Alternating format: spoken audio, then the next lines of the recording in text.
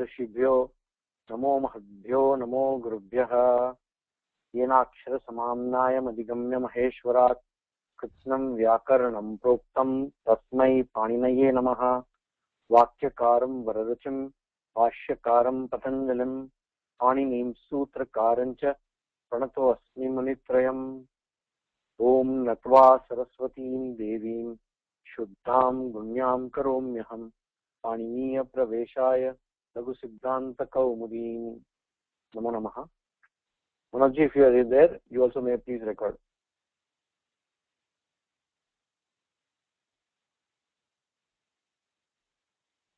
Yes, I'm doing recording it. Thank you. Thank you.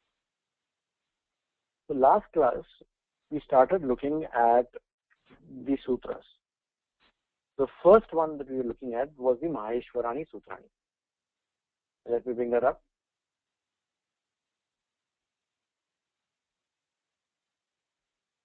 Maheshwarani Sutrani. And we said, Ayun, Rulrik, these are the Maheshwarani Sutrani all the way to Hal. Okay?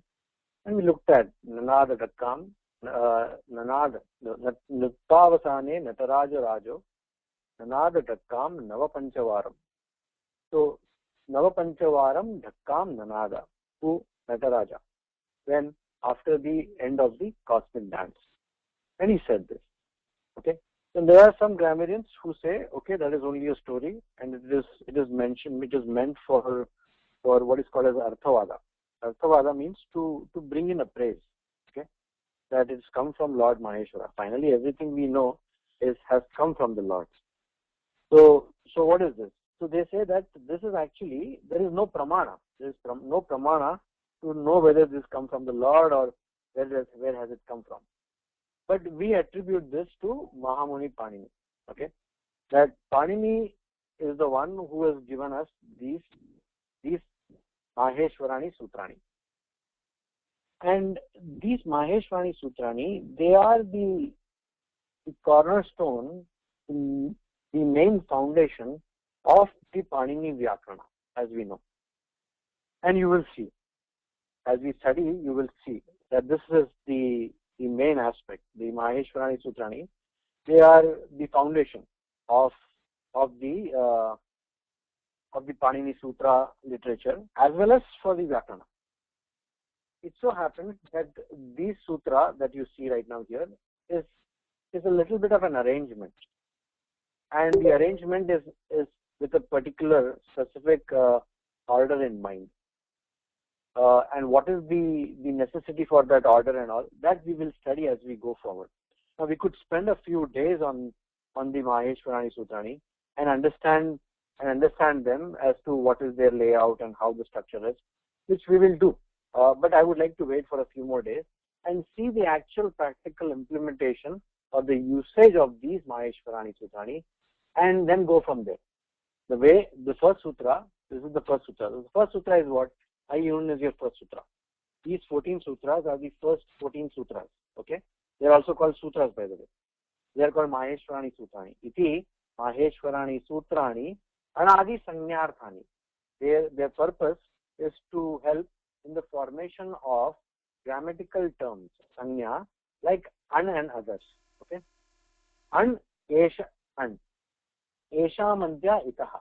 The last letter, antya. Antya is the last, okay? The anta is the last, which means ending. And what is at the ending is the last letter.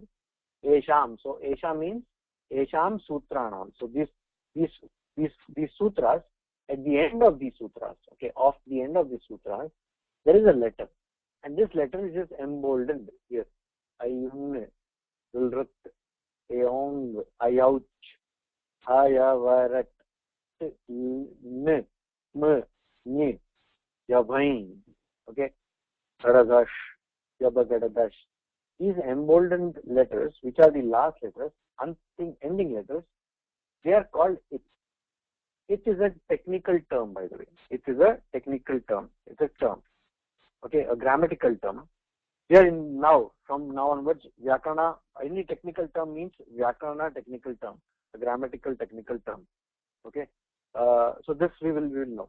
So it is the name of the term. The term is it. So what is it? When I say it, the letter is called it. Okay, the letter is called it. Sometimes it need not be a letter; it could be a syllable. Okay, in that case, the syllable is called it. Sometimes it could be a group of syllables also. Okay, very rarely. There is a group of, but it is still a syllable. So it is not. It may not be only a letter. It could be a syllable also. Okay, like adi ni tudavaha. There is the syllable ni, which is not a letter but a group of letters. And sometimes you will see iritova. So there is something called ir. Then ir itself is a nit letter. It's not a nit letter per se, but a nit syllable because there are multiple letters there. Okay, so this we will see. But it is the name. So in this case, the lakara is a nit, the refa is a nit, the yakara is a nit, the vakara is a nit, and so forth. Then nakara is a nit, the kakara is a nit. These are all it letters or it varnas. So we'll frequently say id varna. It becomes id.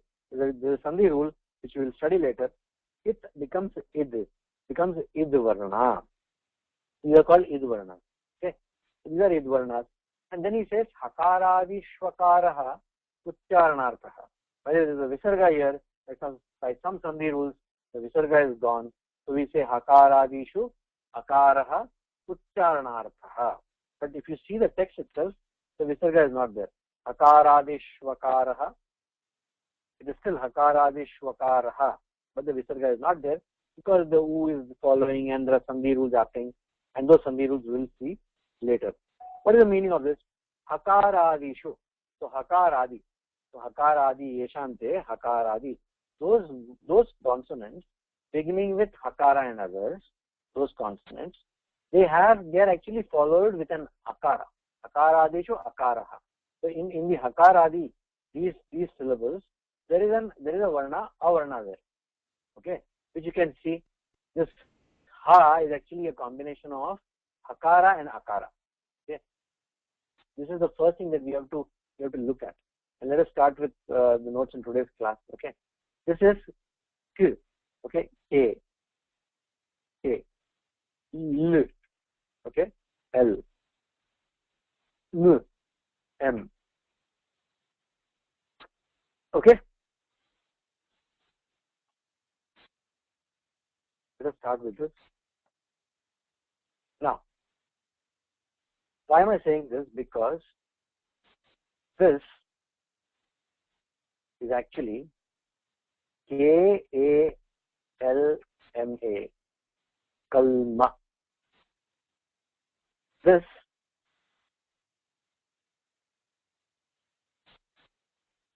is actually KLAM.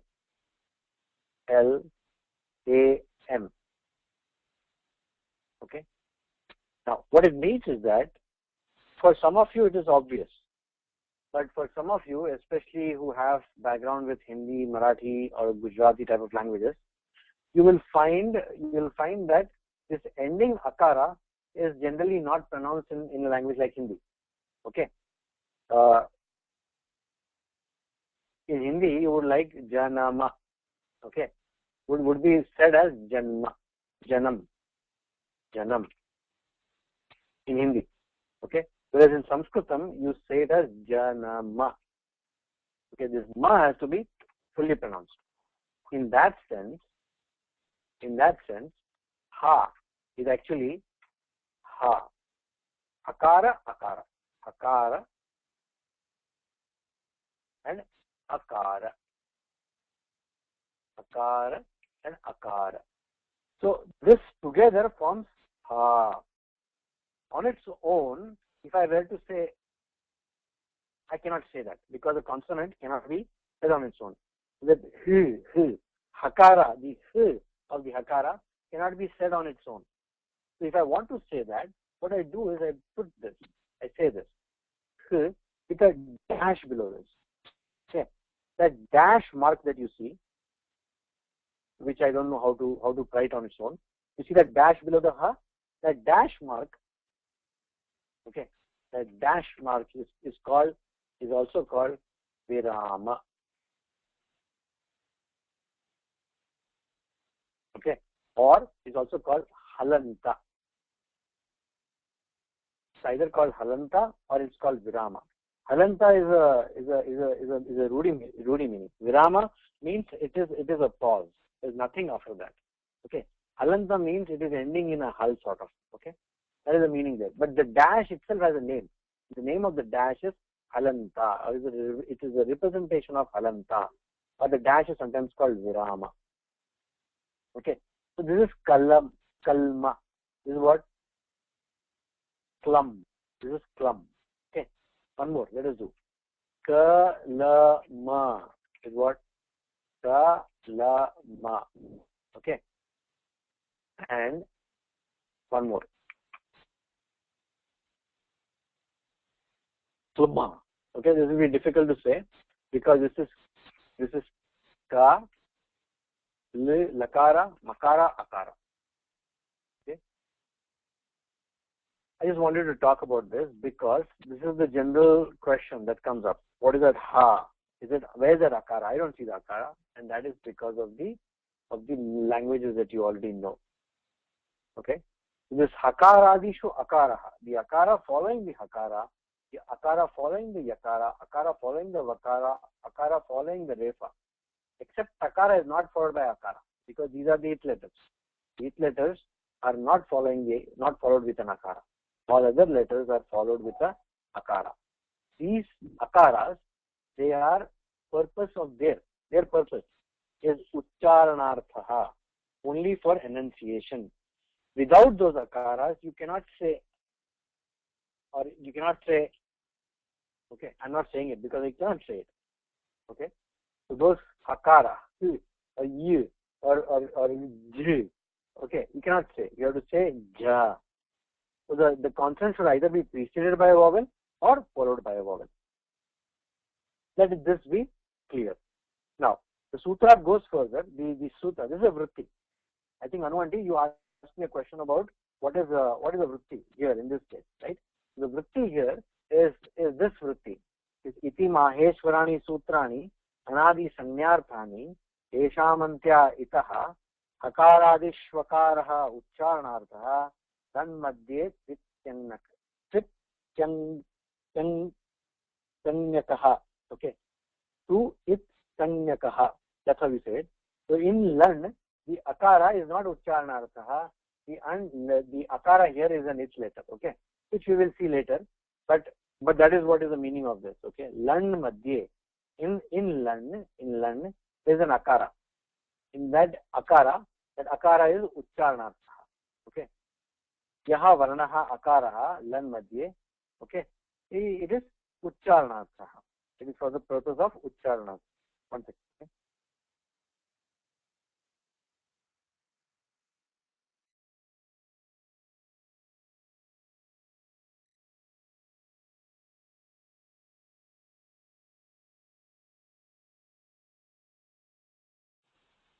Itsanyakaha. Tu itsanyakaha. So tu means on the other hand. In the lan, the akara has got a sanya, which is it. It is it letter. Okay, which means that varna is an id varna. Okay. Then we looked at all of this. Now let's go further and understand the next sutra for today. And in the process, I will explain you further. What is the next sutra? Next sutra, which we copied here last time probably.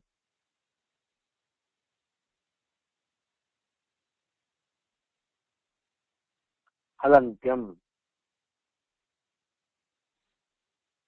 Okay, this we carry over in today's class. We're done with the last class. Carry over in today's class. Halantyam. Okay. So now we start with a new sutra. The sutra says Halantyam. So how should you learn a sutra? So learning a sutra, you just learn how to say the sutra first. Halantyam, Halantyam. This appears very, very easy. Okay. Because it's just got 2 words. So you can say Halantyam. There are sutras which could be only couple of words. Halantyam or Vruddhiradaich. Okay.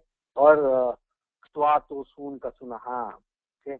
Then Napadanta Dvirvachana Vare Yalope Savarna Anuswara Dirga Jaschar Vidishu. Another sutra. Adarshanam Lopaha. Another sutra. So these are sutras. Sutras need not be only couple of words. It could be more than a few words also. Okay. The longest sutra that I know, it contains like 15 to 20 words. Okay. There's one sutra which is really long, which is the second pada, 6th sutra. Avyayam vibhakti sameepa samruddhi vriddhi artha bhavatya samprati shabda pradurbhav yatha purvya yogapadya sadrushya sampatti sakalyanta vachaneshu. Okay, that's the whole sutra and I'm reading it. That's the whole sutra. Now that sutra contains a lot of words. Most of the sutras are generally only a couple of words, maybe 3 or maximum 4 words, and the sutra should be done. Most of the times only 2 words, and sometimes even a single word. Okay, like angasya, padasya, or The sutra is just says Okay, let me write it for you. The sutra could just say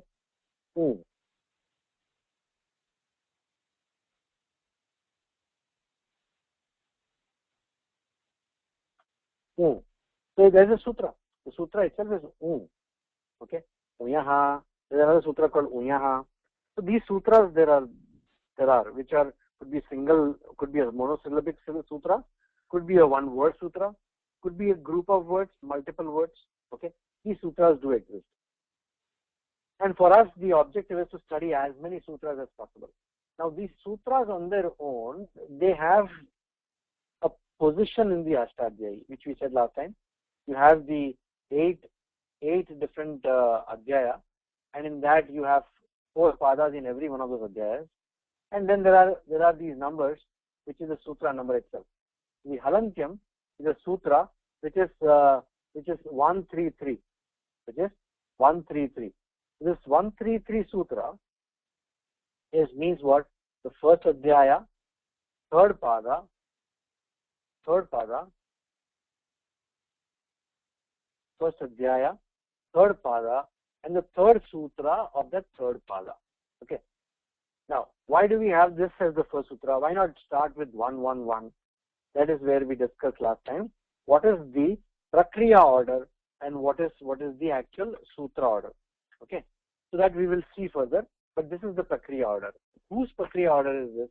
So this is Varadaraja, who's the composer of the Laghu Siddhanta Kaumudi, and Laghu Siddhanta Kaumudi, which is based off the Siddhanta Kaumudi. This is given to us by Varadaraja, and for this Varadaraja, this is the order. He gives you all the Sanya Prakranam. In the Sanya Prakranam, he is going to take up the important grammar related technical terms, grammatical terms, and explain you those. And these grammatical terms are going to be useful for us, okay? And they may form the basis of the sutras. Okay. That said, let's start with the first sutra. The first sutra says Halantyam. Now, you will get the hang of it, okay? After a few times, you'll get the hang of this, but bear with me. Halantyam. Upadeshyantyam halityat. Upadesha adyocharanam. Sutreshvadrushtam padam. Sutra anuvartaniyam sarvatra. Say it one more time, okay? I will usually say it only once, but for your sake, you might want to say this a couple of times so that you are able to read this fluently. Halantyam, Upadeshe antyam halityat, Upadesha adyocharanam, Sutreshva drushtam padam, Sutrantaranuvartaniyam sarvatra. Well, let's see what are these components, okay? So this one that I have here is the number. This is the Laghu number. Sometimes I will also write it as LK1. Okay, LK means Laghu Kaumudi, Laghu Siddhanta Kaumudi, of course, either LSK or LK1.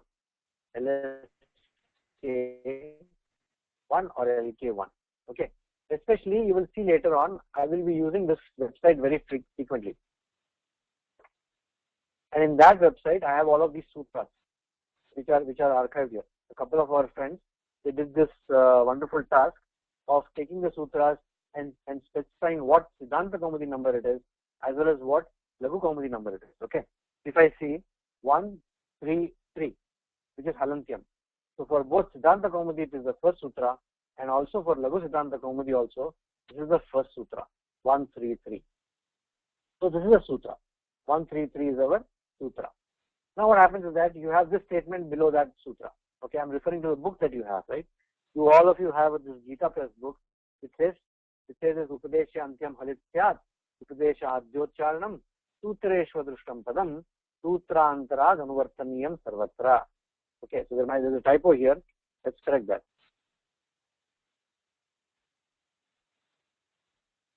Sutreshvadrushtam Padam, Sutrantara Anuvartaniyam Sarvatra. So now, it assumes that you know you have Vibhakti Jnana, and it also assumes that you know how to read Devanagari. At the same time, it also assumes that some of these meanings of these words are also known by you. Because this vritti is an explanation of what this sutra is. If you know and understand this vritti, you have actually understood the sutra on its own. On its whole, the whole sutra is as well understood when you know the meaning of this vritti. So our job in the next few classes, or in all the upcoming classes, all the classes, is to understand the meaning of this vritti. That is our job. And then the more of this vritti, the more of this understanding you have, the easier it starts getting as we go further. That is our job together. What is your job? Okay. As part of homework, what you would want to do is the sutras that are covered, you might want to learn to say the sutra on its own. Halantyam is an easy one to say. But apart from that, you also might want to look at this statement, which is a vritti, which is a Laghu vritti in this case. That's what we mean by Laghu vritti. What is Laghu vritti? Laghu vritti means it is a statement that explains the meaning of sutra as given to us by the Laghu vrittikara. Okay. Otherwise, it would have been a Kashika vritti. So the Kashika kara, Kashika is another commentary by the way, and that Kashika kara is given a statement. That vritti, the statement which explains the meaning of the sutra, is Kashika vritti. Some of the sutras are not there in Laghu. And whenever sutra is not there in Laghu, many times we go and look into Kashika. And the Kashika vritti is available, and we look at the Kashika vritti. Similarly, there are these bunch of other vrittis that we very frequently look at. Okay. What are the vrittis? One is the Laghu vritti. Laghu vritti is Laghu Siddhanta Kaumudi.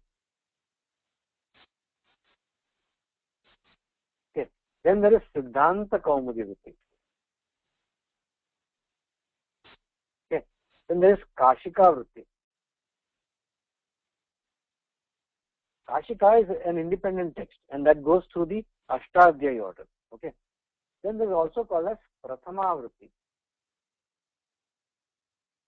Prathama vritti is given to us by another Vyakarana, and he is Brahmadattji Jignasu. And he has his Ashtadhyayi Vashya Prathama vritti. Sometimes we look at Prathama vritti also. Okay.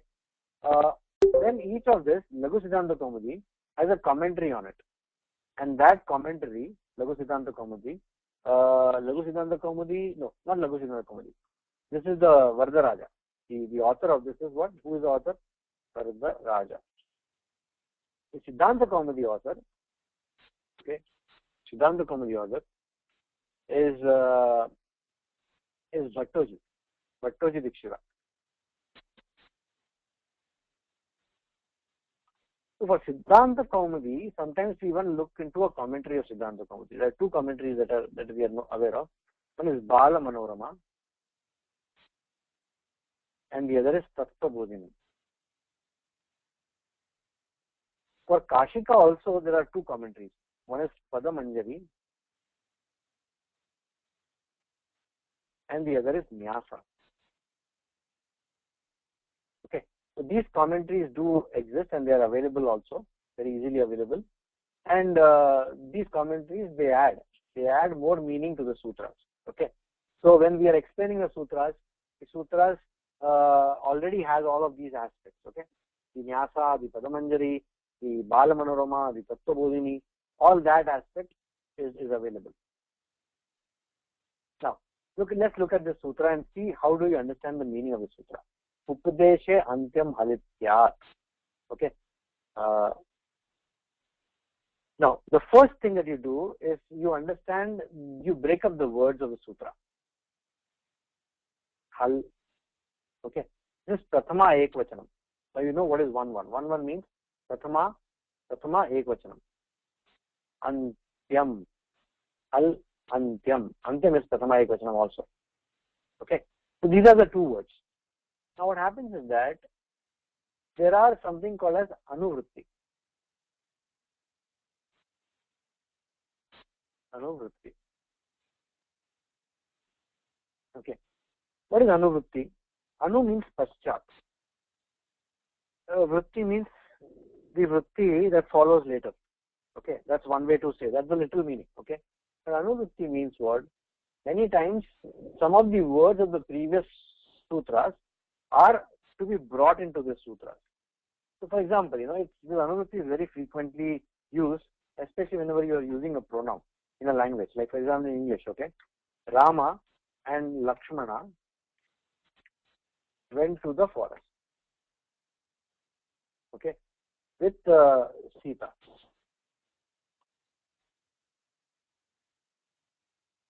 No, there's a question asked, are Bala Manorama and Taptabodhini commentaries on the criticism of Siddhanta Kaumudi? No, they're not criticism of Siddhanta Kaumudi.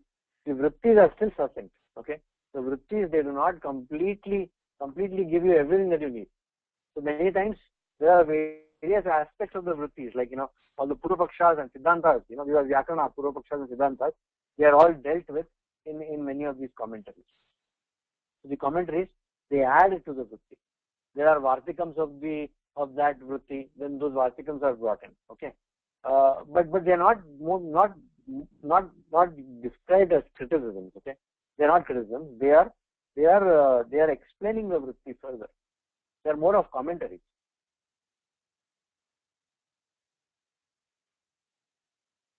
So Rama and Lakshmana, they went to the forest with Sita. Okay, so Rama with Sita and Lakshmana went to the forest. There they built a hut. Okay. So what happens here is that there is a pronoun here, there. Okay. But not there, there. There they built a hut. Past tense. A hut was built by them. There. Where? There. So now what is there? So you will know there means, pronoun means forest. Okay. They is who? When you say they, it is Rama, Lakshmana and Sita, all three of them. Okay, built a hut. Now we don't need to say where they built a hut. Okay. And a garden. A small garden was built by them. Okay. Now if I ask you, where was the garden built? Okay. So then the answer would be, the garden was built in the forest. Okay. Was the garden there, or the garden was built? Yes, the garden was built. So what we say is that these were three statements. 1, 2, and 3. Then in the third statement, all of this meaning comes in. Okay. That the garden was built in the forest, was built by Rama, Lakshmana and Sita. Okay. Was built after he went to the forest, after they all went to the forest. All that meaning comes in. Okay. What we say is that when you say and a garden, okay, and a garden, then the word and a garden contains in itself, okay, the anuvritti of these three prior statements. Okay. That's the meaning of this anuvritti. When we say halantyam,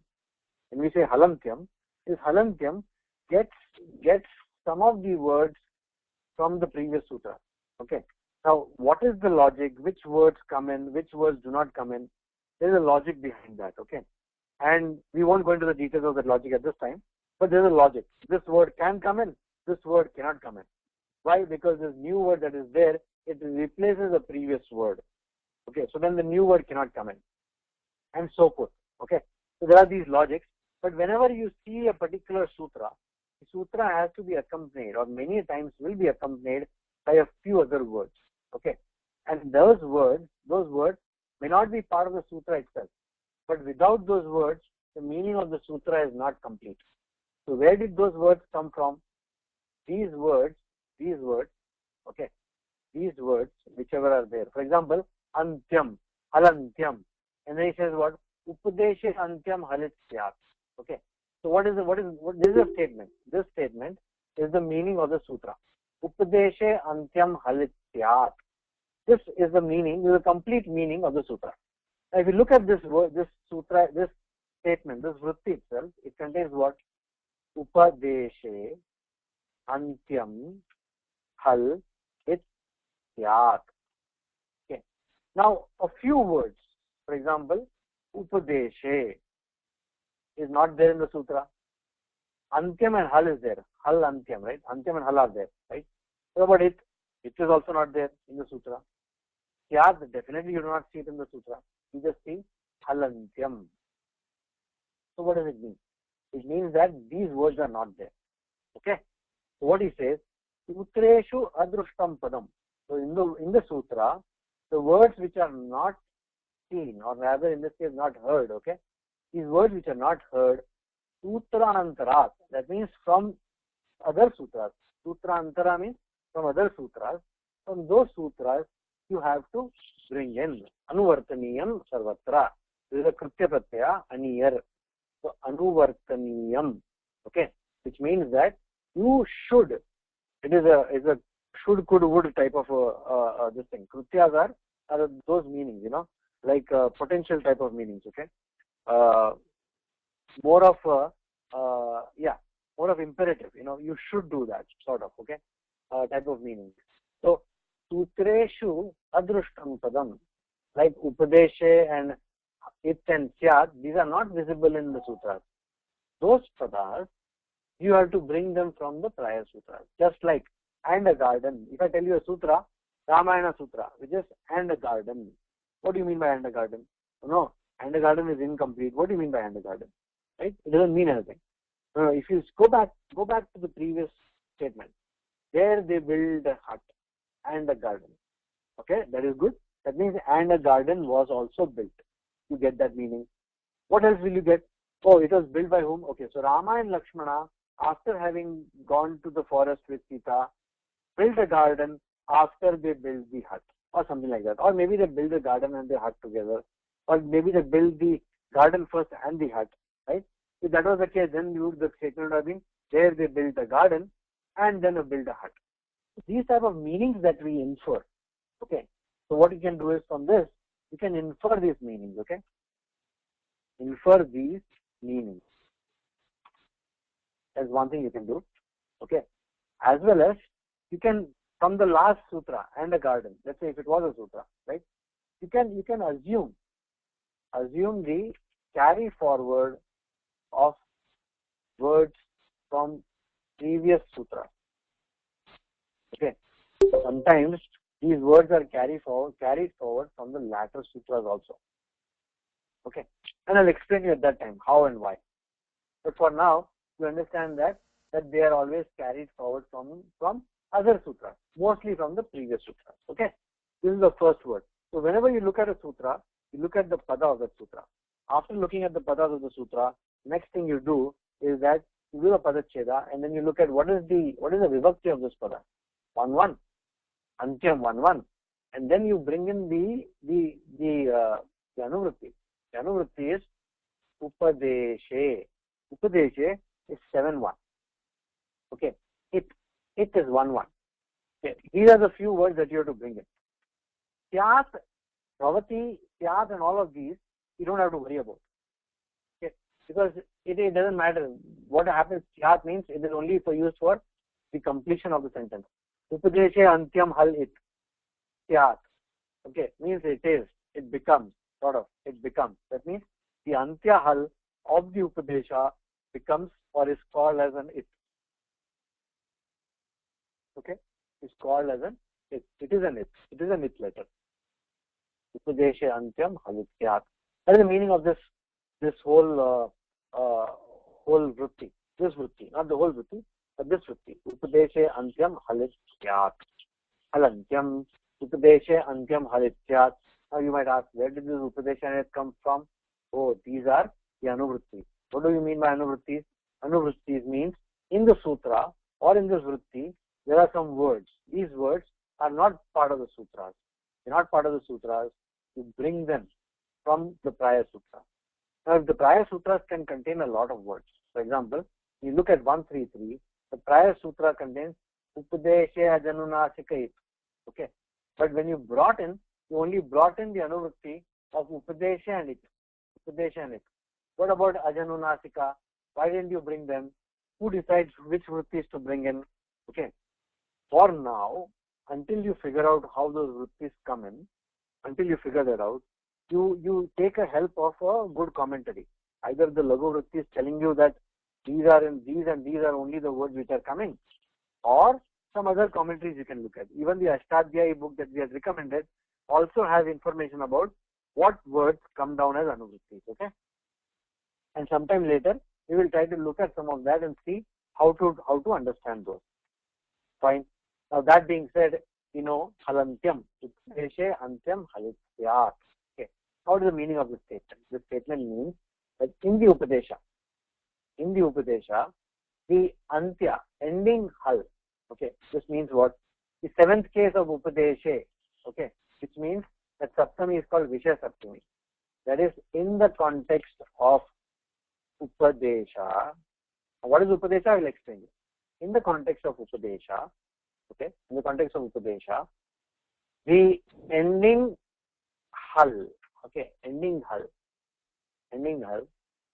okay, is a technical term or a grammatical term called as it.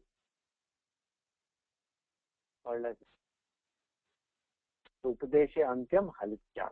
Okay, this is the English meaning that we give for this verse, okay, for this particular sutra. Now, you could also go to this sutra. I've given this combined one, and at the end of this, there are these notes by Satishji. Okay, this does not seem to match. This does not seem to match. I'll check that. Okay, but so there are these notes by Satishji, and those notes also you can look for a detailed English meaning of many of these sutras. Okay, this one doesn't match. For some reason, it's just an automated script that generates this, okay? So it has some problem. I'll fix that. So, this is the meaning. In the context of Upadesha, the ending hal is a technical term called it letter. Okay? That's wonderful. Now, what is Upadesha? How do we know in the context of Upadesha? In the context of Upadesha is Saptami. Okay, so this Vishaya Saptami is brought in. Upadeshe.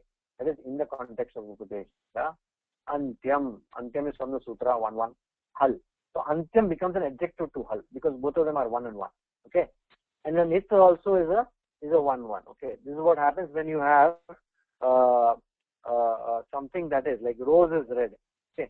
Then rose and red both will be in Samanadikarnyam. Okay. It is the mechanism where you have a statement and something that assigns to that statement. Okay. Some value or either name. This case is assigned to it, and both will be in the same vibhakti. So antyam is an adjective to hal. So antyam hal upadeshe it yat. So that ending hal in the upadesha is called it. Okay, what is upadesha? Upadeshaha adyocharanam.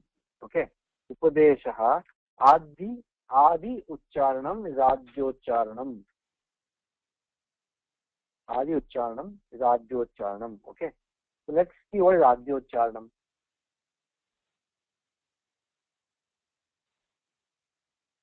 Okay. Adyanam Ucharanam Adyocharanam. Okay. So who is this Adi? So Adyanam means by of those people at the beginning. Okay. Of these people, of those Ucharanam. So whatever is said by them, by these people, and they are Shiva, because the Maheshwarani Sutrani, okay, Panini is the Mahamuni who has given us all of this, okay, Katyayana, who is the Vartikakara, and Patanjali, okay. So these are called the Adyas because they are the ones, so up till Bhashyakara, okay. So up till Bhashyakara, these are called Adyas. And when these are called Adyas, then the Ucharana done by these Adyas are called Adyocharanam. Okay. There is a verse. Okay, let me give you the verse. Pratyayaha Shiva Sutrani. Okay. Adesha Samastatha. Dhatu Pato गणे गणे पाठः.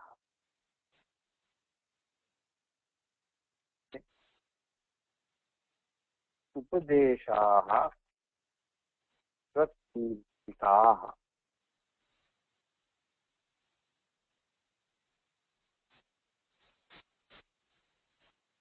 This is a small shloka. Okay, what it says is that the pratyayas. Okay, you will see that pratyayah. Okay, Shiva Sutrani. These are the Maheshwarani Sutrani. Adeshaah. Okay, the Adeshas. Agamaah. Okay, the Agama. Then Dhatu Patha. Okay, Ganapatha. Okay, these are the Upadesha. What is Pratyayas? Pratyayas are suffixes that you will see in Ashtadhyayi 3, 4, 5. These three adhyayas you will see them. Okay. Then Shiva Sutrani are the Maheshwarani Sutrani. Okay. Adeshas are there is Adesh as a technical term. Okay, which is in the Sanskrit morphology. Okay, you will see that the letters or syllables or words, they are replaced. Okay, for grammatical modification, they are either replaced or the letters, syllables or words, they are added. Okay, and sometimes letters, syllables or words are elided. Okay, so elided is one particular thing, but mostly replaced and added.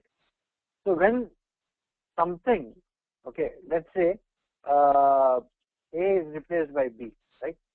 Then A is called as, we will see this later pretty soon. Okay, Hani. Okay, B is called as, okay, so A is replacee. Okay, so to speak, that type that doesn't replacee, no, it doesn't work. Okay, and B is what is replaced. So this is a replacee and A is what is replaced.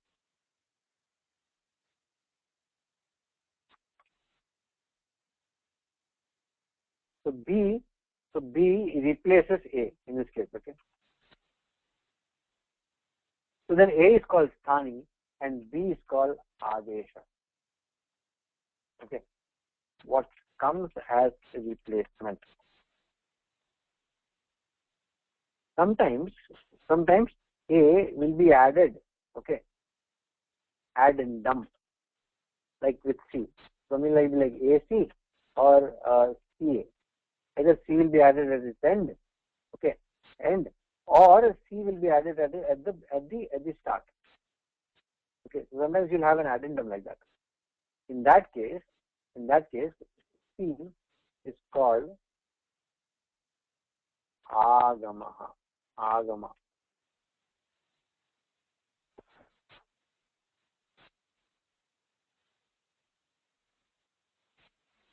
What is the addendum? So you'll see this grammar rules later, in which you'll have something is replaced with something comes as an addendum at the beginning, or something comes as an addendum at the end. All these are the rules of morphology. Okay, and many languages have that rule of morphology. For example, let's say run is your kriya. To like talk is a kriya. To that you add er. Okay, what do you get? You get talker. Okay. Similarly, run is your kriya. To that you add er. What do you get? You get run. This in is an addendum. This is an agama. Okay. Whenever to run, you're adding the pratyaya er, that nakara, that n comes as an addendum. Okay. So that is what is an addendum. In that addendum, which means that it is an agama. It is an agama. You follow? One second, okay. That N is an addendum. Okay. So now let's look at what does this shloka mean. Pratyaya Shiva Sutrani Adesha Agamas Tatha Dhatu Pato Gane Pataha Upadeshaha Prakirtitaha. These are called as Upadeshas. What are called as Upadeshas? The Pratyayas. Yes, affixes. Shiva Sutrani, Maheshwari Sutrani, Adeshas, all the replacements which either come in place of Pratyayas or anywhere in this aspect some replacement is one of them. Agama are all the addendums. Dhatu Patha is a separate Patha which is a list of let's say on Adeshas. Adeshas are replacements. Okay. Agamas are addendums. Dhatu Pathas are the list of verbal roots. Okay. Ganapathas is also a group list. Gana is a group list. Okay. Of the same grammatical operation. Okay, or constructs. So these are called groups. That you will see as a group of words. Okay, you will see them. They are called Ganapatha. So these things, Pratyayaha, Shiva Sutrani, Adeshaha, Agamaha, Dhatupatha, Ganapatha, these are called Adeshas. So in this Adeshas, okay, these are called Upadeshas, In these Upadeshas, in the context of these Upadeshas, whenever you see an ending hal at the end, right? That hal is an it letter. What is an it letter? It letter is a marker. Okay. Now, believe me, until you do a set of sutras, the meaning of the sutras will not be complete. Okay. So let's go back and review back again. What do you do when you see the sutras? Okay. When you see the sutras, there are 10 steps. Last time I was telling you. Okay. The 10 steps. And every time you do a sutra, you remind me of these 10 steps. In the early days, we may not be able to do all of these 10 steps. The first step is break the words. We did that. Understand the case endings of each word. Yes, 1 1 1 1. Hal antyam. So hal is 1 1 and antyam is 1 1. Okay, both of them are nominative singular. What kind? Okay, understand the samasas. There are no samasas here, so we don't need to worry about it. What is the type of sutra? Okay, this is a Sanya Sutra. Hal antyam is a Sanya Sutra. So why is it a Sanya Sutra? Because it is defining what is a nit letter. Okay. It is defining what is an it syllable or it letter syllable. Okay, it letter is something that you will frequently hear me say, but a syllable is more appropriate. But it letter is not any incorrect. Okay. So it letter. It helps you defining what is an it letter, because this is actually defining an it letter, not an it syllable. Okay, because the ending hal anywhere in the Upadesha is an it letter. Okay. So the second thing that you do is you break down the words, and then you look at the ending of the words. Okay. And what kind of sutra is it? This is actually a Sanya Sutra. Let's talk about sutra kind.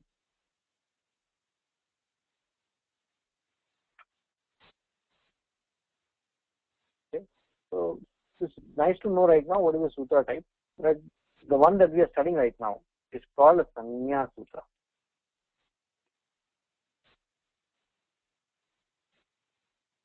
Sanya Sutram means a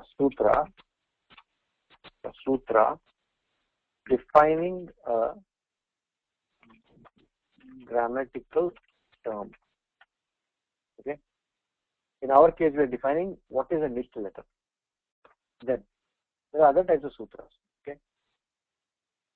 The types of sutras could be: is it an Adhikara Sutra?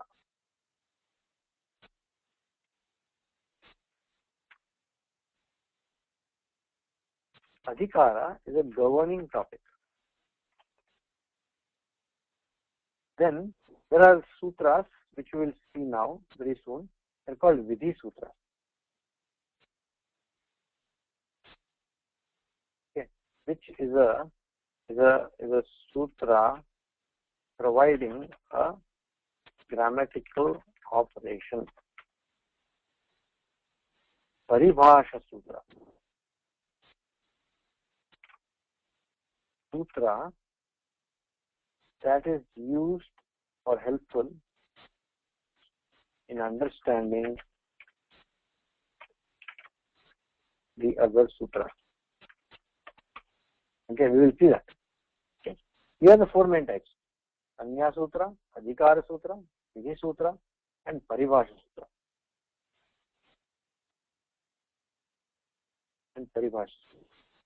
Okay. There are other types also. There is Nisheda Sutra, sutras which bring in negation. Okay. Then there are sutras which are which expand the purview of existing sutras. Okay. So they are subtypes. There is an operation is there, and this sutras will come and expand the purview of that sutra. Okay. That's how sutras are there. Let's now for now concentrate on what is the Sanya Sutra. This Sanya, because this whole Prakaranam is Sanya Prakaranam. So Sanya Prakaranam is a Prakaranam where you have Sanya Sutras, and all these sutras will just define grammatical terms. Okay.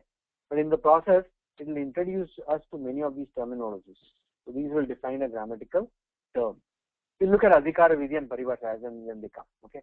So now understand that this is a Sanya Sutra. It is defining an it letter. What is the it letter? Anywhere in the Upadesha, if at all you see an ending hal means the word will be ending in a hal. If it's ending in a hal, that has to be an it letter. Okay. The word could be ending with something else, but it may be appearing like ending in a hal. Then don't worry. But if it is definitely ending in a hal, then it is nothing but an it letter. Okay. That is the first sutra for us today. What is the first sutra? Halantyam. Upadesha antyam halityat. Upadesha adyocharanam. Adyocharanam is what? Adyanam ucharanam. Adyocharanam. What has been said by these Adyas. Adyas are what? Who? Shiva, Panini, Katyayana, and Patanjali. Okay, Adyocharanam. Sutreshu adrushtam padam. In the sutras there are words which are not seen. Sutra antarad anuvartaniyam sarvatra. They have to be sarvatra, every time, always, in all cases, right? In all cases, you always understand them that these words are brought in, okay, from other sutras. Sutra antarad anuvartaniyam. And they are called as anuvritti. You look at a sutra, you do padacheda, look at samasa, look at vibhakti of the sutras. Then what you do is, you bring in the meaning of the sutras and understand the sutras completely. Then later on comes the operation of the sutras. How do you operate the sutras and so forth. Okay, let us go to these aspects, right? So anuvrittis we looked at. Understand if sutra falls into some adhikara. We'll see. Doesn't worry about it right now. Meaning of the sutras, we saw that. Okay, Upadesha antyam halityat. Examples. Okay, let's look at some examples. Okay, for this halantyam example. Examples is, look at the Maheshwarani Sutrani. The Maheshwarani Sutrani, the Maheshwarani Sutrani are Shiva Sutras. They are also Upadeshas. And in this Upadesha, okay, you see this is the Antya Hal. Is the Antya Hal. This is the Antya Hal. All of these are Antya Hal. These Embuldan are Antya Hal. These Hals are called it letters. Okay. These Hals are called it letters. Okay. Enough of the first sutra. Let's go to the second sutra. Okay. For the first few days, this sutras will go a little slower. Okay. Let's see if it all we can speed up. What is the second sutra? The second sutra, you can read with me. Second sutra says, Adarshanam lopaha. Adarshanam lopaha. Okay. Second sutra. LK2. Okay. Let us type that.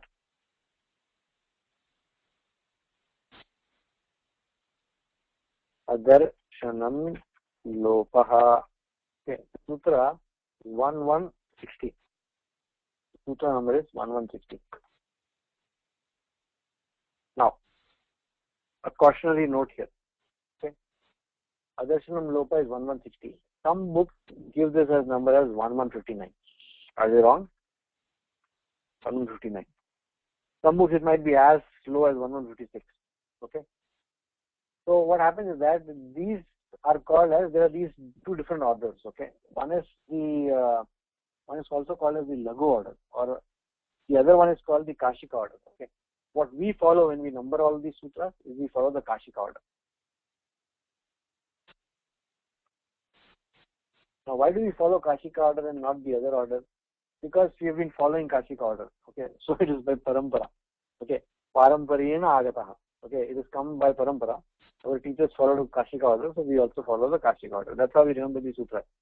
Okay, because otherwise the sutras may be a little bit mismatched. The numbers may be mismatched. Now, is it important to know the number of sutra? Not exactly important to know the exact number of sutra. It can be somewhere here and there. Why is there a discrepancy of the sutras? Because in some of the other texts, Ashtadhyayi texts, because the Ashtadhyayi has been passed on generation to generation in different parts of the country. In some parts where it has been passed down, some sutras are not broken into two words. Sometimes those sutras are kept as a single sutra. Sometimes the sutras are broken into multiple sutras. Okay, so that happens. Where a sutra can be broken into multiple sutras. That is why sometimes we will also have to do that. So sometimes you will find that even the sutra has got multiple words. We have to break a sutra, and that messes up the sutra numbering order. Okay, but this will never be different. The adhyaya and the pada will never be different. Only the sutra numbers can differ by a few digits. Okay, and that is what is done because of what is called as yoga vibhaga. And we will see, as and when the yoga vibhaga comes, we will see.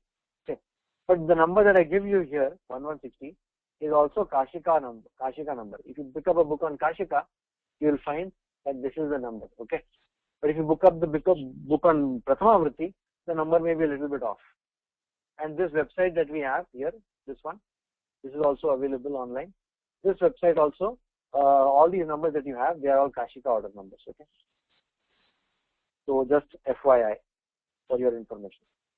Okay, so this Adarshanam Lopa is our next sutra. Adarshanam Lopaha. Now, what does the Vritti say? The Vritti says, Prasaktasya Adarshanam Lopasanyam Syat. So say that a few times. Adarshanam Lopaha, Adarshanam Lopaha, Adarshanam Lopaha, Prasaktasya Adarshanam Lopasanyam Syat, Prasaktasya Adarshanam Lopasanyam Syat, Prasaktasya Adarshanam Lopasanyam Syat. Say it a few times, okay? Now, let's break this up into words, okay? Now, usually you don't need to break into words. I'm doing it because it is just the beginning. So, this second sutra of Laghu Kaumudi. Karthik ji says, probably is answering somebody's question. What is LK2? Okay, LK2 is second sutra of Laghu Kaumudi. Very nice. Thank you, sir. Thank you, Karthik ji. LK2 is the second sutra of Laghu Kaumudi. One second. Okay?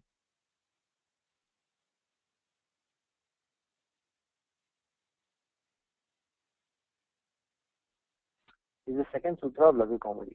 Prasaktasya adarshanam lopasanyam syat. Prasaktasya adarshanam lopasanyam syat. Okay. This is the vritti. Now, first thing first. What is the first thing first? What you have to do? You have to do the anuvrittis. Is there any? Let's just do before the anuvrittis. Let us do the Padacheda. Padacheda is Adarshanam. Adarshanam is Prathama Ekvachanam. Lopaha, Prathama Ekvachanam. This is a Prathama Vritti is a very wonderful book. Okay, it will give you this Padacheda as well as the for every padas it will give you what the vibhakti is. This is Prathama Ekvachanam. Okay. You will find that in all the Sanya Sutrams, you will usually see this Prathama Ekvachanam.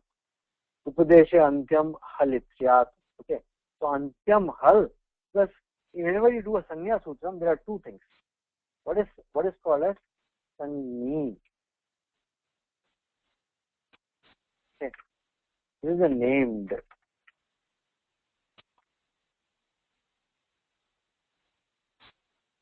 Sanya. This is the name. The grammatical name. This is what is being termed. This is the grammatical term. Okay, that is what is Sanya and Sanyi. Okay, so you'll find that because it is a Sanya Sutram, in all the Sanya Sutras, it is also Sanya, by the way. Why is it Sanya? Because it is Sanya Prakranam. Okay, Sanya Sutram. Now, some say, is it this or is it this? Okay, both of them are correct, by the way. Sanya or Sanya, right? Sanya or Sanya. Both of them are correct. We will see the grammatical rule for this. This is actually the Anuswara, Anuswarasya Parasavarnaha, and then Vapadantasya. Our Karthik ji mentioned Saturday, Vapadantasya. That Vapadantasya comes in, and optionally you could do this thing, keep it Anuswara, or you do this Parasavarna and Nyakara. Okay? So both this spelling here, Sanya and Sanya, right? Both of them are identically correct. Grammatically, they are both correct. Okay, and you can use either one of them. You will see both of them. So this is a Sanya Sutram. In Sanya Sutram, because the subject and the predicate, the subject is what? Subject is the Sanyi.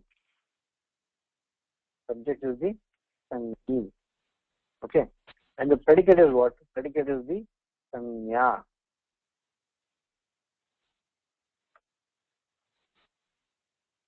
Sanya.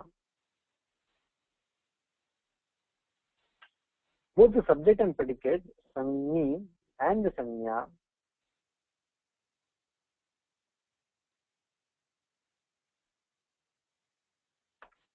both of them will always be in nominative.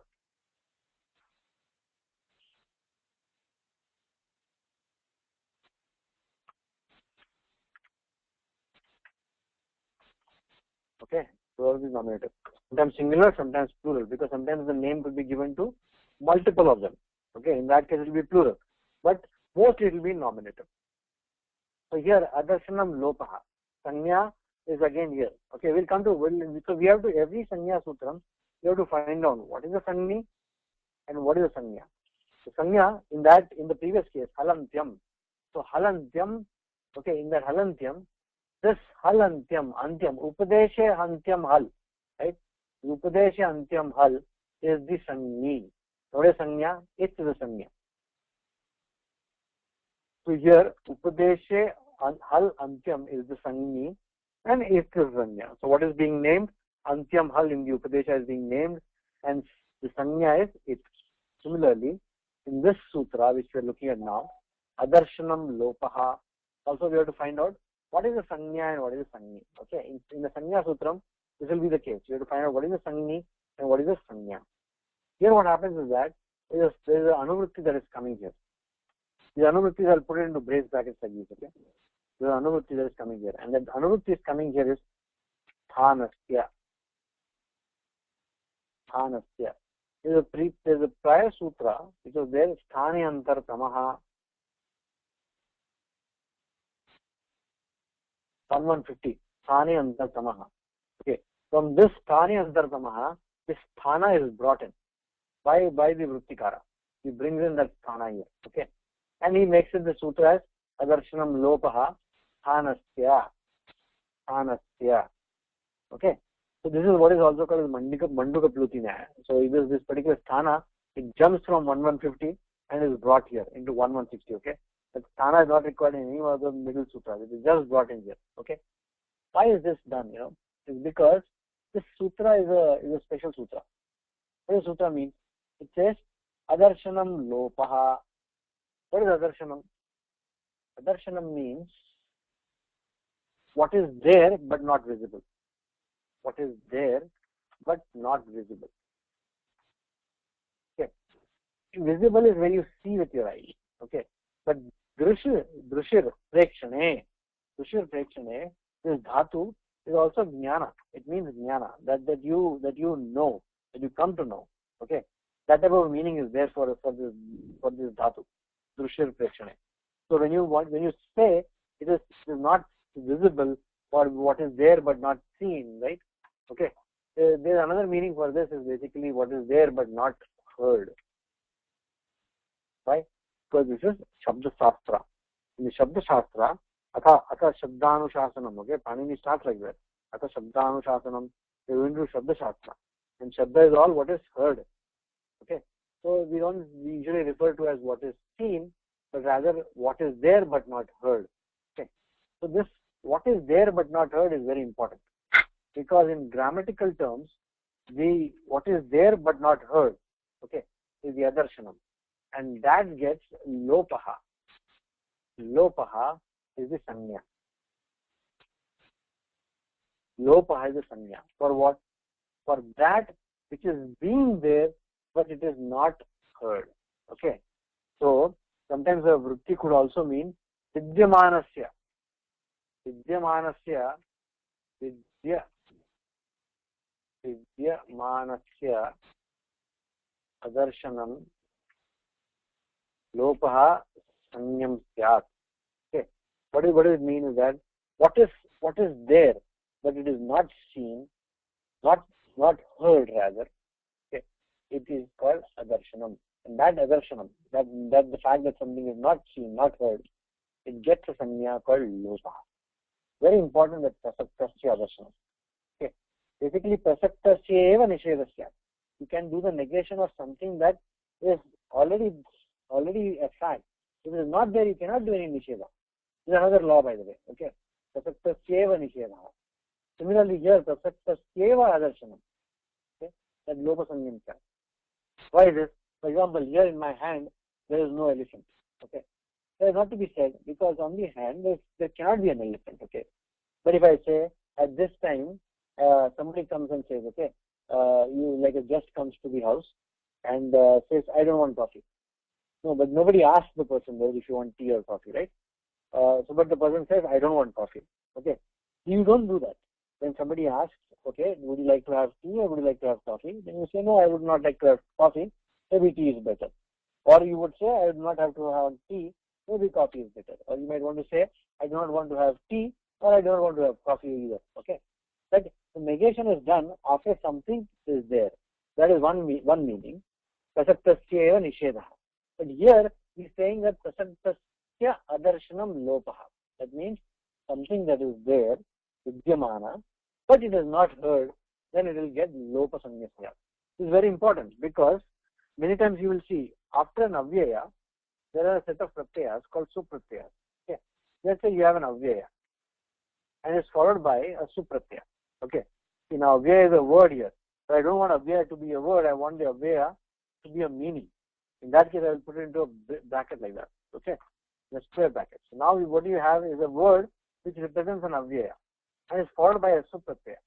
So this supratyaya by a sutra, avyayad ap supaha. Okay. We'll get this sup will get completely gone. We'll get lopaha. We'll get adarshanam. Okay. So we'll go away. Now what happens is that you have only avyaya. For example, let's say Kim is an avyaya. Kim is an avyaya. Or let's say another avyaya. Kim is an avyaya. He. Okay. Swaradi nipatam avyayam. Tu is an avyaya. Why is an avyaya. So these are all avyayas. Okay. So avyayas, okay, avyayas can be used in a sentence. Yes, avyayas can be used in a sentence. Okay. But in a sentence we just say that in a sentence we'll always have a pada. And later on we'll study suptingantam padam. Okay. A pada will either end in the supratyaya or will end in a ting pratyaya. Suptingantam padam. But avyayas, they are neither ending in sup nor ending in ting. Right? So can we use that as a pada? The answer is yes. Why? Because although the sup was there, okay, the sup has been made into a lopaha. That means it being there is not visible. Okay. So it being there is not visible. When we say it being there is not visible, and this gets the lopa sanya. Okay. Not visible means not heard. Okay. So you can say that it is still there, but it is not heard. Okay. So anyway, pratyaya loke pratyaya lakshanam. There is another paribhasha also. But here what is being said is that adarshanam lopaha. Prasaktasya adarshanam lopa sanyam chat. Okay. There will be some other scenario. the other thing that you need to know is that, for example, okay, let's say there is a word dadi.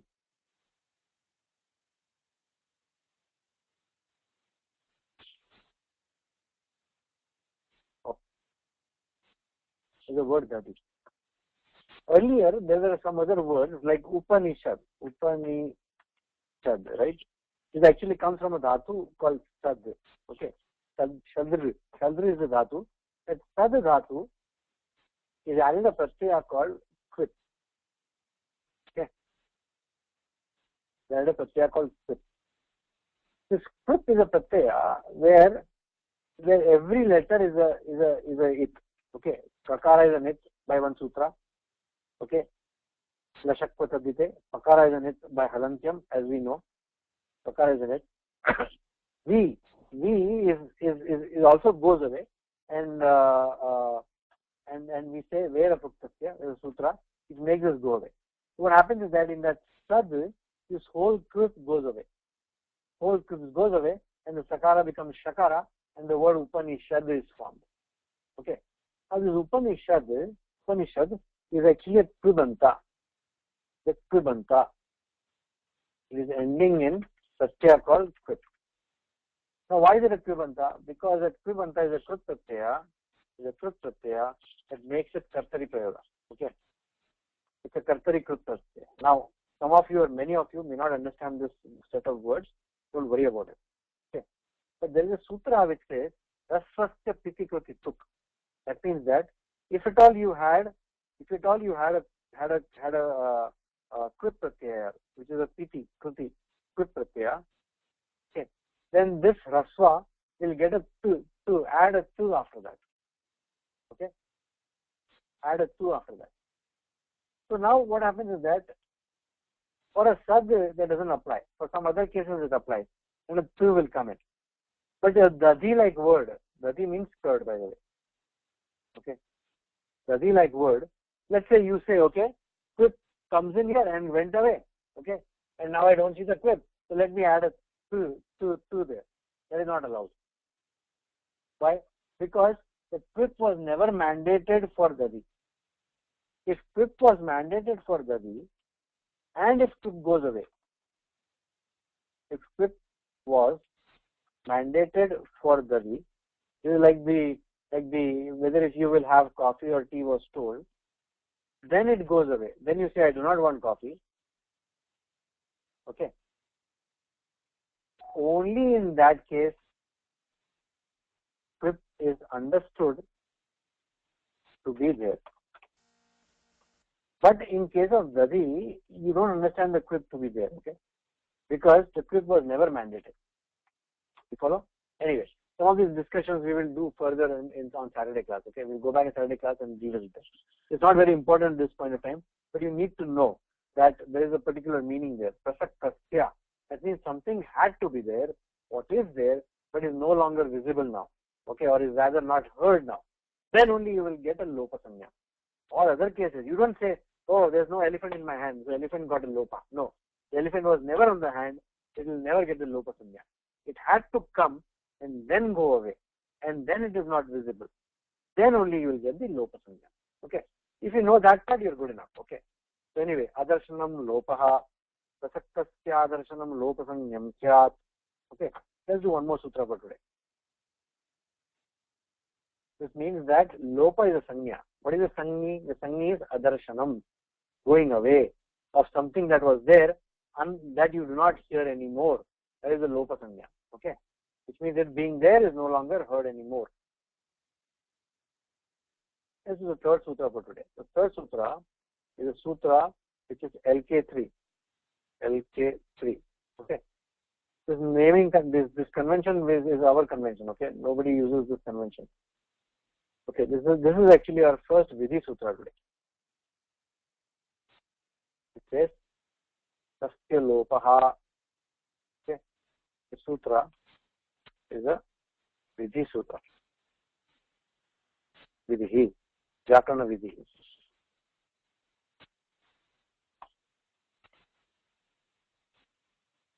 Okay, and the Vritti says Tasyeto Lopaha. Tasyeto lopasyat अनादयो अनाद्यर्थाः.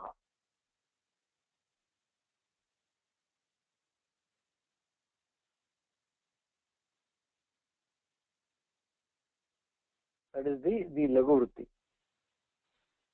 Okay. So what does this mean? This means tasya, of that.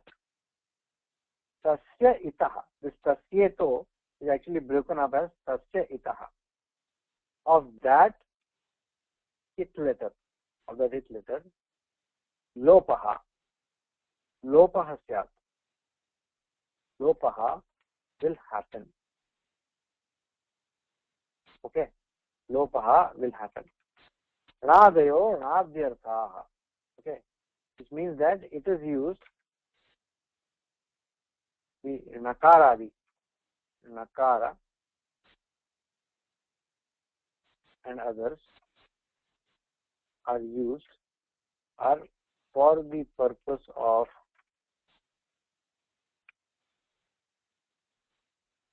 and anadayo anadi arthaha. Anadayo anadi arthaha. Let us break that down so that you get it. Some of you will be finding it difficult. Anadayaha anadi arthaha. Anadayaha anadi arthaha. Okay.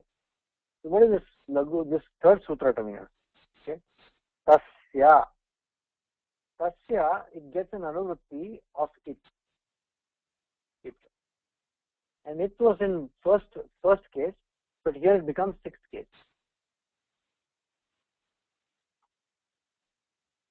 Tasya. Tasya lopaha. Tasya itaha means what? Tasya. Tasya is an adjective. Tasya, Shashti Ekvachanam. Itaha, Shashti Ekvachanam. Lopaha, Prathama Ekvachanam. Okay. This is an example of a Vidhi Sutra, which means that of that it letter, Lopa will happen. Means what is Lopaha? Now you know Lopaha. Adarshanam Lopaha. So the it has to be there. Once the it is there, it will not be heard. Okay. It will get Adarshanam. It will get Adarshanam. It will not be heard. Then what is the purpose of those it letters? Anadayaha. Okay, if you look at our Maheshwani Sutra, a, I, un, okay, rul, ruk, a, ong. You see that? Then these are anadayaha. Nakara, nakara, and nakara. These are anadayaha. Okay, they are used for making sanyas like and others. And okay, this is for ik. This is for ong, no, not ong, aong. This is what ong is used. Maybe ing abdhayan. No, not ing abdhayan. Somewhere Ing is there. Ing is there, right? Yeah. Ing. Yes. Ing of Taranta. Ing. Okay. I was trying to think, it maybe it is possible to use it in the other cases also, but nakara is used only for ing. Okay. Ak, ik, uk is there. Ak, ik, uk is there. And then you have ing. An, ak, ik, uk, ing, ach, ich, h, ait. Okay, these are the forms. Anyway, thank you. So this is what anadayo anadyartha. Tasyeto lopa. This it letters will always be dropped, which also means in English the it letters varanas. Okay, varanas again. So syllables. It may not be only letter, it could be syllables.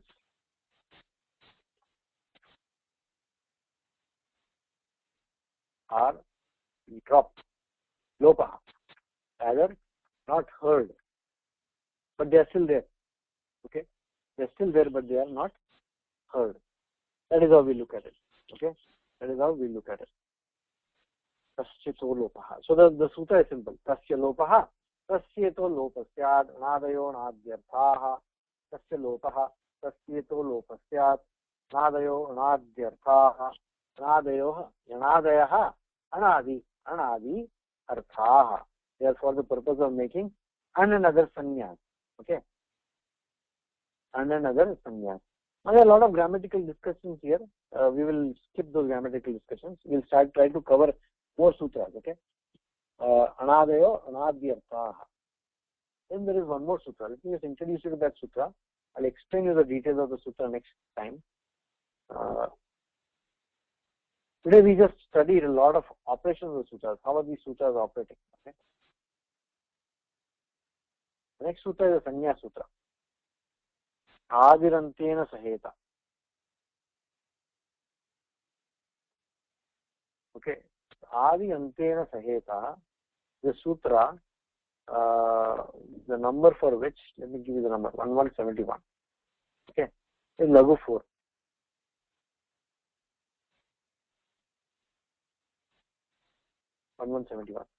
Okay. So I will stop putting some of these numbers now onwards. Okay. So you can number it on your own. But anyway, Adirantena Saheta. Antyeneta Sahita. Adir Madhyaganam Swasya cha Sanya Syat. Yatan iti a I u varnanam sanya evam at ach al al ityadayah.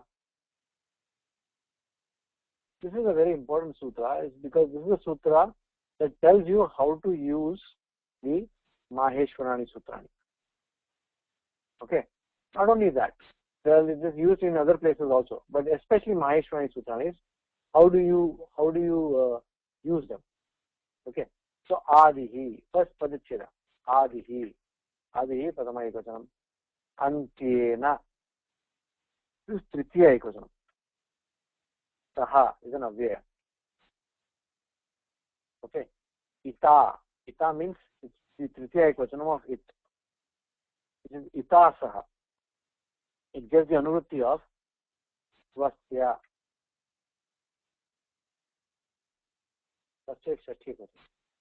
Okay. Adirantena Saheta. Okay. What is the meaning of this one? Okay. This sutra, let me give you the meaning of this. Okay. That you look at this and okay, and you pick up a letter in this whole Maheshwarani Sutrani, Ayun Rudruk, you pick up a letter. For example, let's pick up a letter E. What did we do? We picked up a letter E. This is the Adi. Because it is the beginning letter. Okay. Adi, and then Antyena ita saha ita. Antyena saha ita. So Antyena means end it with. So you start with E and end it with one of the 8 letters. K. Okay. K is the Antya. Antya, it. Okay. So now you take the end, take the first Adihi, and take the end Ita Sahita. Adihi Antyena Ita Sahita. Okay. So along with that, Antyena Ita Sahita. Okay. It forms a Sanya. So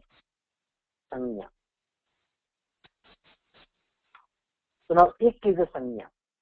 Okay. So Adihi is the Ikara. Ikara, you started with that. And you do it along with the Antya with the 8th letter. It has to be an 8th letter though. Okay. So you form a syllable, Ik in this case. So Ik is a Sanya. Ik is a Sanya for what? Sahita Adihi Madhyaganam Swasya cha. Okay. Madhyaganam. Okay. Swasya cha. So this is your Sanya. This is your Sanya. Okay. Madhyaga. Madhyaga means Madhye Gachati. What goes in the middle. Okay. Madhyaga. Okay. Madhyaga, there is a sutra. I don't remember that sutra. That sutra comes in and then this gam, right? Gum. The it will go away. Because Madhyaga.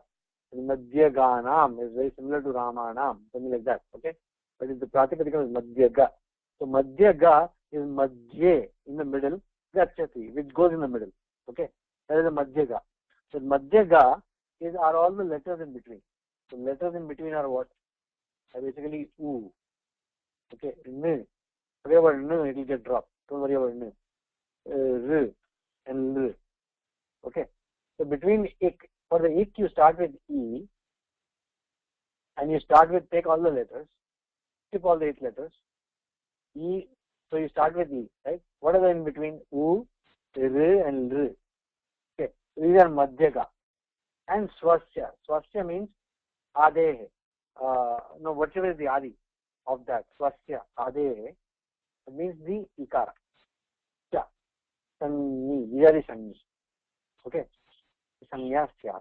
That means what? That, see, this looks complicated because we are explaining every word of the sutra, every word of the vritti and so forth. Okay. But it is pretty simple. Once you know how to form the usage of the vritti, it is pretty simple. What it means is that this is the sutra. By the way, it's a sutra that tells you how to form a sanya. Okay. This ak, ik, uk, right? Ak. So ak is what? Beginning with a, e, u, r, right? These are all the madhyakas, whatever come in between. And this is the adi, whatever is at the beginning, right? Swasya. So this adi and all these ones in between, for all of this, they are called as ak. Okay. So a is an ak. Okay. E is an ak. U is an ak.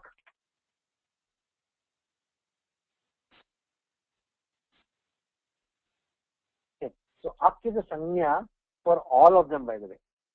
Ak is a sanya for all of them. Not only that, ak is a sanya which also means all of these letters. A, E, U, R, R, right? That is why ach is what? All vowels. Al means what? Any letter. Hal means what?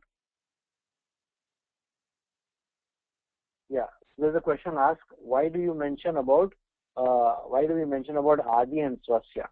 Okay. We will discuss this on Saturday because that becomes an extended Vyakarana discussion. Okay. What happens is that when you see this Antyena Ita Sahita, okay, what happens is that the Adi is already coming from the sutra. So when you say Antyena Ita Sahita, it includes only Madhyakas. It doesn't include all the Adi also in it. Okay. Because it is exclusive of the Adi. So whatever is in between is included. Okay. And it's wrapped between with the Adi and the Antya. Now what you do is, that's why you have to bring in the Adi also because you want to name the beginning letter also. Okay. So that is a grammatical discussion. We'll do it later. But here, what it means is that you take these things. Okay. Ach is all vowel. So you go back to your Maheshwani Sutrani. You see, ach means you start with a and end with ch. So a, u, r, e, o, I, o, right? All of these letters, they are the ach, all the vowels. Hal. Hal means what? Start with ha and end with l. Okay, there's another ha here, don't worry about that. Okay. You start with ha and then end with l. That's your hal. Okay. So here's the homework for you. Go ahead and form as many pratyaharas as many as possible. For example, an, in, un, ak, ik, uk, ang, ing, ung, ring, lung, eng, ong. All of these are pratyaharas. Okay. What are these? These are called pratyahara.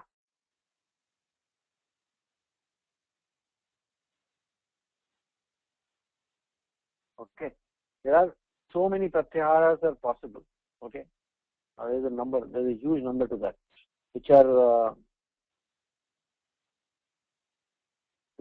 possible. But out of these, only 44 are in use in the grammar. The other, although formable, you can form them, they are not in use. Okay. In grammar, in Vyakarana, Sanskrit Vyakarana, there are 44 of these pratyaharas are used. So next class, I will give you what are those 44 pratyaharas. Even you can go to our web page, and then you will find it there. Okay, like we showed last time, right? The Maheshwani Sutranis, you'll find those pratyaharas there. The sutra that helps you into forming a pratyahara. Antyena ita sahita. So let's do the English meaning. Okay, an initial letter adi with the final letter Antyena ita sahita. Okay, let me give you the English meaning that will make it easy for you. Okay, and an initial letter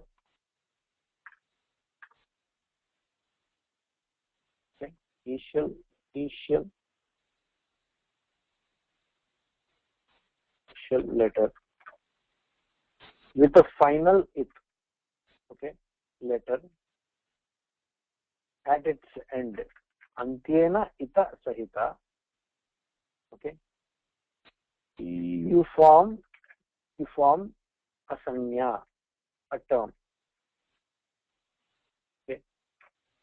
This term is for all the madhyaga, intervening letters, okay, and for itself, the beginning letter.